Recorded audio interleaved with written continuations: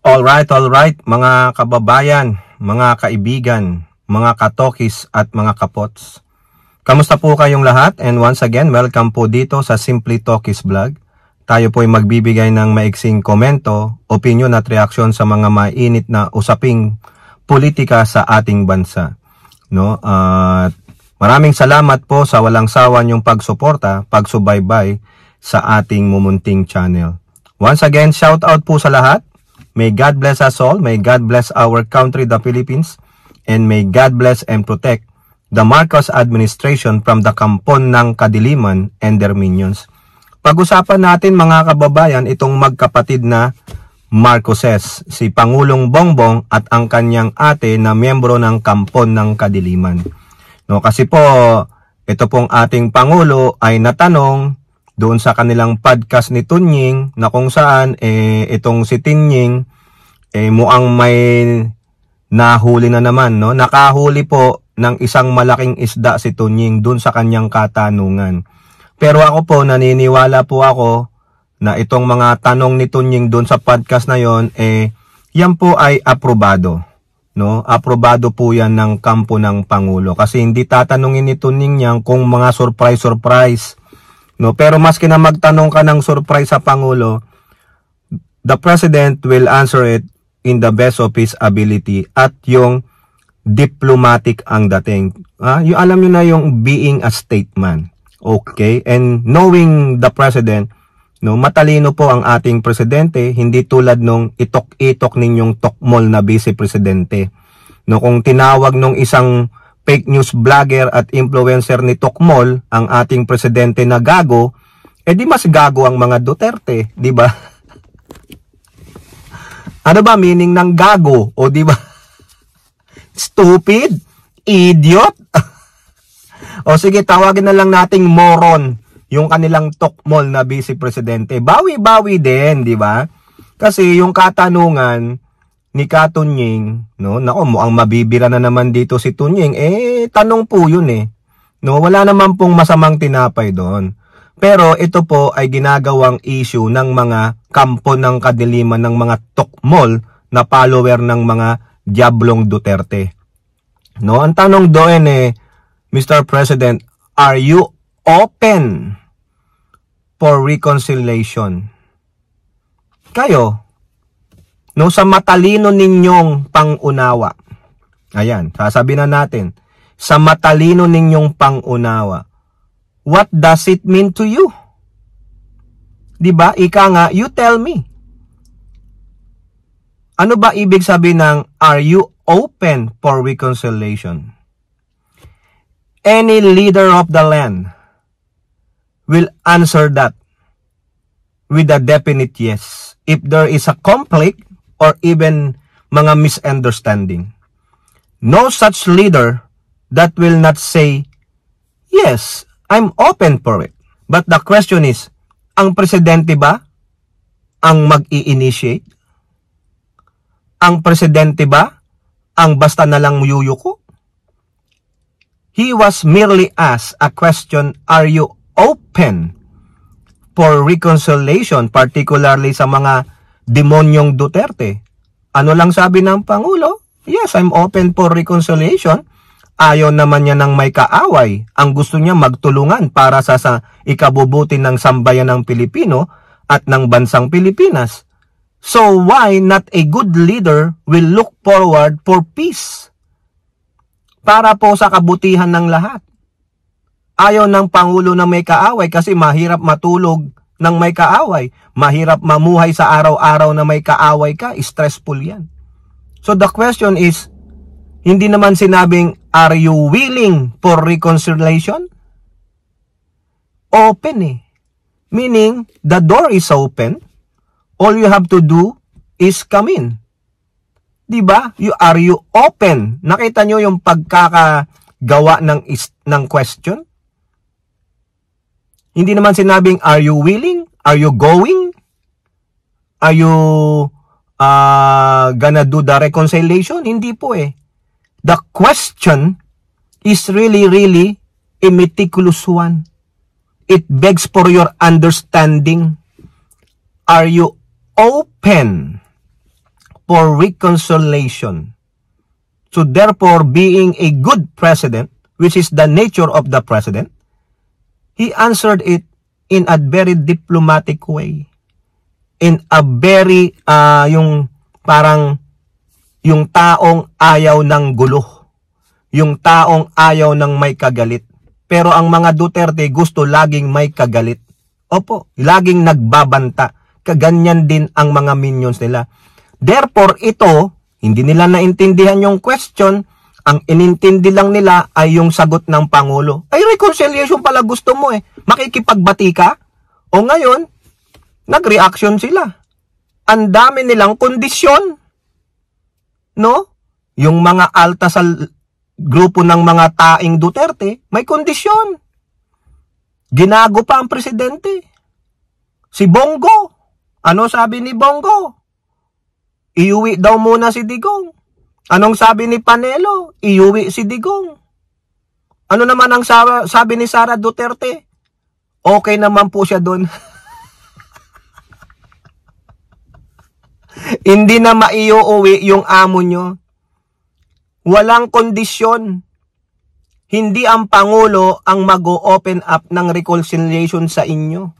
Remember, he is the president. Di po ba?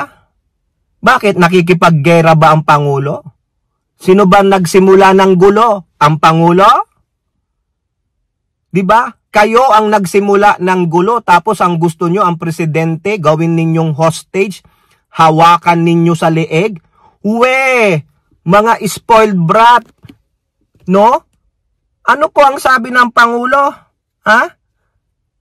Sabi ng palasyo, PBBM won't allow anyone to dictate terms of reconciliation. Walang sino man sa inyong mga gago na mga vlogger, influencer, walang sino man mga gago at mga tukmol na mga leader ng Duterte minions or group ang makakapagbigay ng terms ng sinasabi ninyong reconciliation. Kung ako sa Pangulo, no. Let them be. Let them be na magngangaw-ngaw hanggang sa maubos, matuyuan sila ng laway. No? Dahil ang Pangulo ay ano, mga kababayan, ha? Bakit ako sinasuggest ko, Pangulo, wag kang makipag-reconcile sa kanila dahil itong mga to, once na ginawa mo yan, sasabihin nila, o ayan, napaka-weak talaga. No? Napayuko natin ang presidente? No. They will say it is a sign of your weakness, mga kababayan. Ha?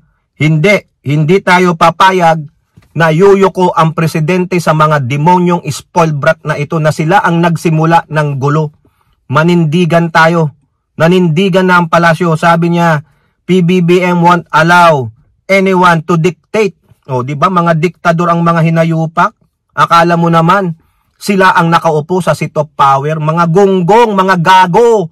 O, ito po, pakinggan natin mga kababayan yung sinabi pa ni Attorney Claire Castro, USEC ng PCO at Palace Press Officer. Tandaan po natin, hindi po magpapahawak sa leeg at hindi po magpapadikta ang Pangulo sa mali. Hindi po tatalikuran at babaliktarin ng Pangulo ang batas para lamang pagsilibihan ang personal na interes ng iilan. So, tandaan po natin, lagi pong sa batas ang Pangulo. Kaibigan o batas? Batas pa rin po ang pipiliin ng Pangulo. O, yan po, maliwanag mga garapatang tukmol na mga DDS. Mga garapatang tukmol, ha? Tulad ni Bongo, Panelo, Bato, at sino pa sa mga leader ng mga minions ng Duterte. Ha? Ikwento nyo sa lelang ninyo. Maliwanag. Hindi nyo kayang hawakan sa leeg ang Pangulong Marcos. Kayo lang ang nag-iisip na mahina ang Pangulong Marcos. Antayin ninyo. Sabi ko sa inyo, do not provoke the bear. Do not poke the sleeping giant. Baka hindi na kayo makaupo sa pwesto. Baka 2014 na. Bababa ang Pangulong Marcos. O 2014, 2040. 2040. I am correcting myself kung nasabi kong 2014. 2040. Ha? Huwag kayong magmayabang. No? Hindi kayo ang nakaupo sa pwesto. Si Pangulong Bongbong Marcos pa rin ang presidente.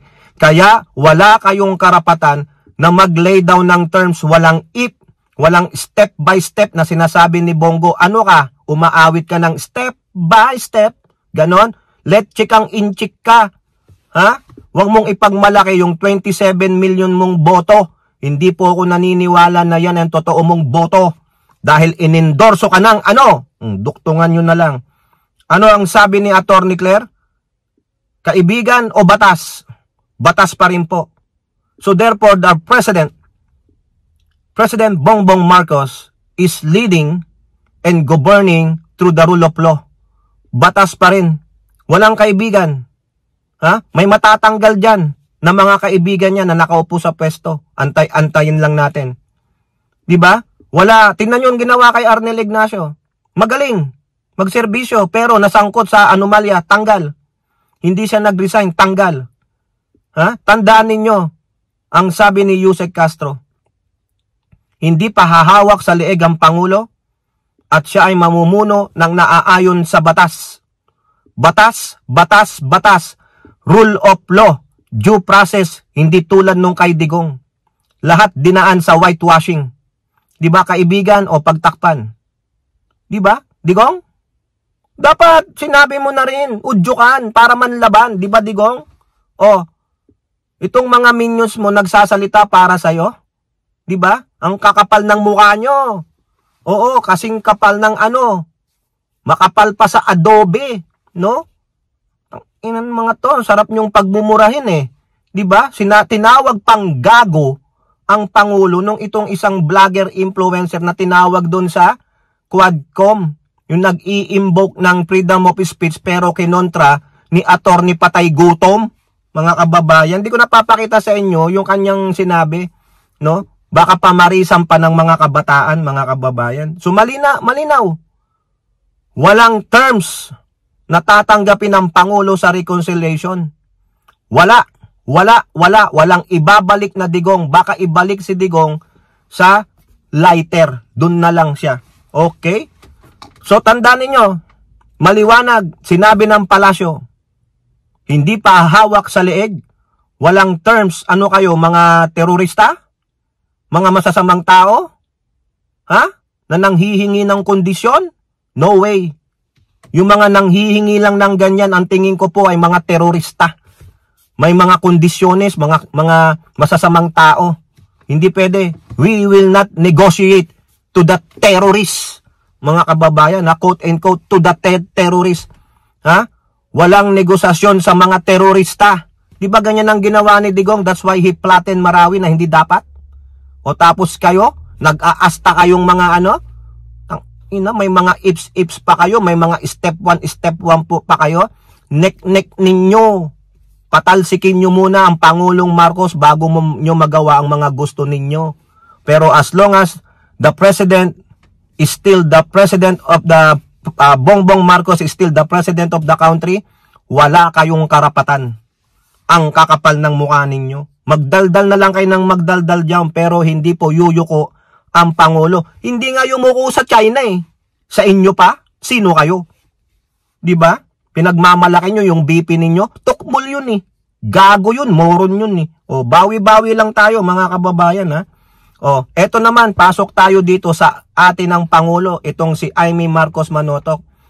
Nanalo ito bilang panghuling senator, pang-12. Sa speech niya, pinasamalamatan niya yung mga Duterte at nanay niya. Okay, pero nakalimutan niya yatang pasalamatan yung mga nagpanalo sa kanya.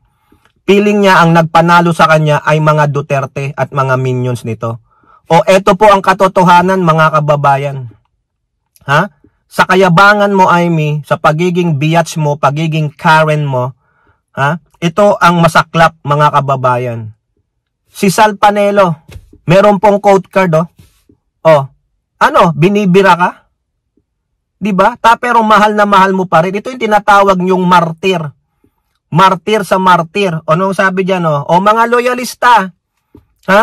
Na bumoto kay Imee Marcos. Alam ko naman, totoong loyalista kayo kasi no matter what.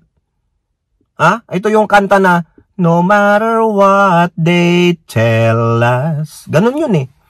No matter what they do. No matter what they treat us. I still believe in you. O, diba? Ganun po yun, no matter what. Yan po yung mga ugali ng totoong loyalista na bumoto at ipinanalo si Imee. Pero hindi man lang kayo pinasalamatan, pero baliwala sa inyo yon. Hindi nyo kailangan ng gratitude, hindi nyo kailangan ng utang na loob as long as you are a loyalist. Diyan ako believe sa inyo. Pero ito, Imee Marcos, yung pinasalamatan mong mga Duterte. Ito, si Sal Panelo, quote, napakabalat kayo. Tignan mo. Ibig sabihin, napaka-plastic mo.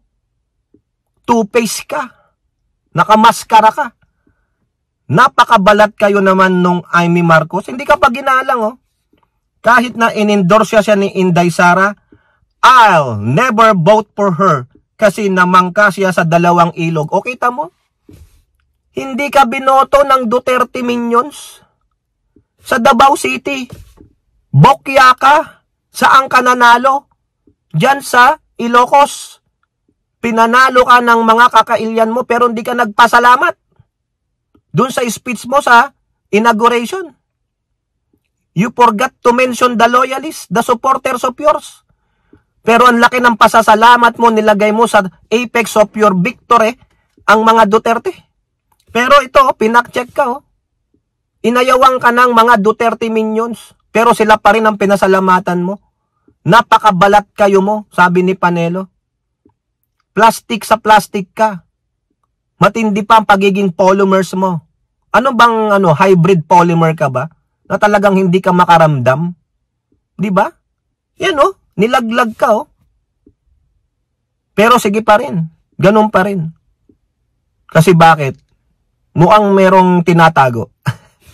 Merong pinoprotektahan, mga kababayan. Oh, pero ang mga loyalista, oh, okay lang.